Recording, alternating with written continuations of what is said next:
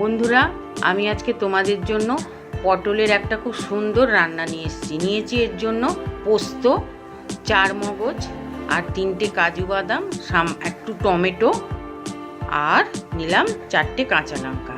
আমি এগুলো সব পেস্ট করে নেব। কড়াইতে এবার তেল দিলাম। আমি আগের থেকে পটলগুলো কেটে রেখেছিলাম এবং পটলের বীজগুলো ভেতর থেকে বার করে রেখেছিলাম। এবার এই পটলটা আমি আস্তে আস্তে তেলের মধ্যে অল্প অল্প করে এপিট ওপিট দেখো ভেজে নিচ্ছি আমি।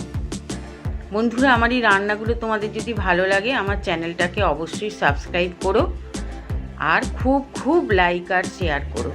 দেখো পটলগুলো আমার বেশ অল্প অল্প ভাজা হয়ে এসছে, খুব বেশি ভাজা করব না। এবার আস্তে আস্তে আমি পটলগুলো একটা পাত্রে তুলে রাখছি।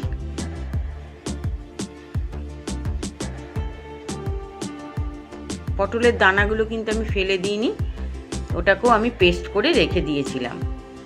এবার আমি আরেকটা পাত্র নিলাম, নিয়ে সেখানে অল্প তেল দিলাম। এই তেলটা আমি একটু সাদা তেলে করেছি, তোমরা সর্ষের তেলেও করতে পারো।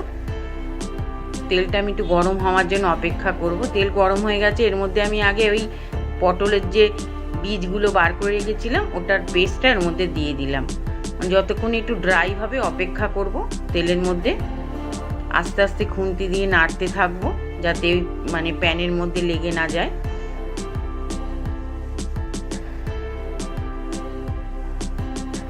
দেখো আস্তে আস্তে আমার এই পেস্টটা ড্রাই হতে লেগেছে। আস্তে আস্তে এটা ড্রাই হয়ে যাবে।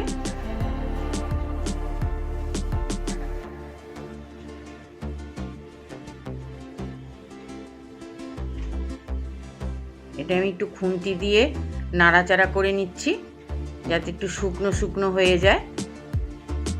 দেখো এর মধ্যে এবার আমি দিয়ে দিলাম খানিকটা ছানা। এটা আমি দোকানের কেনা ছানা, তোমরা বাড়িতেও বানিয়ে নিতে পারো যেভাবে ছানা বানানো হয়। তা ভালো করে ওই দানার যে পেস্টটা দিয়েছিলাম কড়াইতে তার সাথেই ছানাগুলো ভালো করে মিক্সড করে নিলাম। আর একটু আমি তেল দিলাম, একটু তেল আমার কম হয়েছিল। এর মধ্যে দিয়ে দিলাম একটু নুন, সামান্য হলুদ, একটু কাশ্মীরি মির্চ, একটু ধনে গুঁড়ো, একটু জিরে গুঁড়ো দিয়ে ভালো করে আবার এগুলো একসাথে মিক্সড করে নিচ্ছি। দেখো আমি ভালো করে মিক্সড করে নিলাম। নিয়ে এবার দেখো এই পটলগুলো মধ্যে এই পুরটা আস্তে আস্তে ভরে দেবো। আমি একটা সরু কাঠি ইউজ করেছি।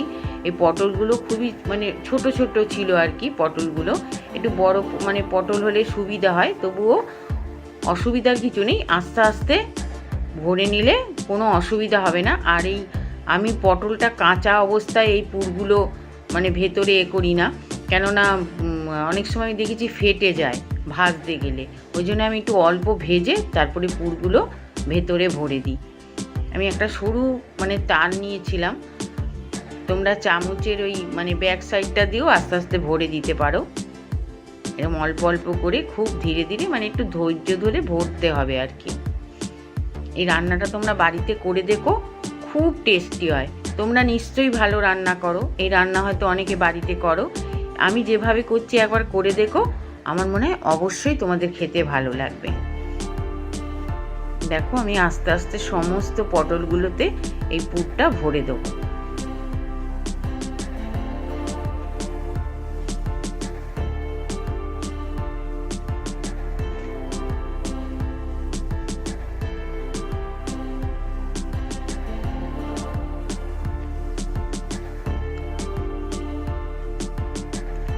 তোমরা যখন পটলটা কাটবে তখন সামনের দিকটা শুধু এক দিকটা কেটে নিও। দেখো আমি এবার অন্য রান্নার পর্যায়ে চলে এসেছি একটু। এবার তেলের মধ্যে দিয়ে দিলাম এটা গোটা ধনে, 2টো শুকনো লঙ্কা কেটে দিয়ে দিলাম, দিয়ে একটু ভাজা ভাজা করে নেব।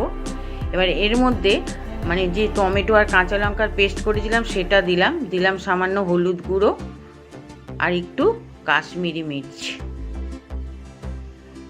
দিয়ে ভালো করে কষিয়ে নেব। তারপর পোস্ত, কাজু আর 4 মগজ বাটাটা এই মশলার মধ্যে দিয়ে আবার কষতে থাকবো।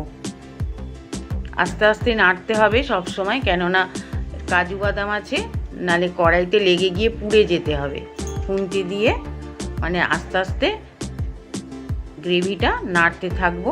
তারপরে এবার দেখো অল্প আমি জল দিয়ে দিলাম, গ্রেভিটা আমার ফুটতে শুরু করেছে। আবার একটু খুন্তি দিয়ে নাড়াচাড়া করে নিলাম। এবার আস্তে আস্তে পুর ভরা পটলগুলো একটা একটা করে দিয়ে দিলাম এর মধ্যে।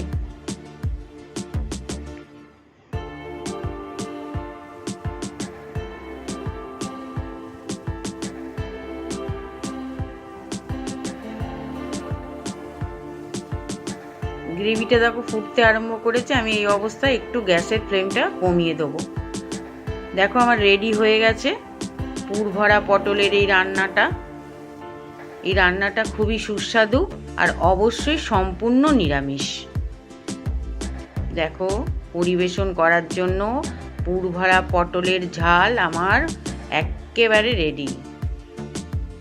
এবার আস্তে আস্তে করে তুলে নেবো, নালে পুরগুলো অবশ্য এখন আর বেরিয়ে যাওয়ার সম্ভাবনা থাকে না, তবুও পুরগুলো ভেতর থেকে বেরিয়ে গেলে টেস্টটা নষ্ট হয়ে যায় আর কি।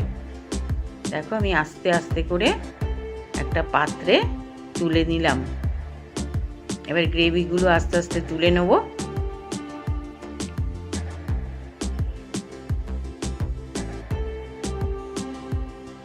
দেখো আমার পুর ভরা পটলের রান্না পুরো তৈরি।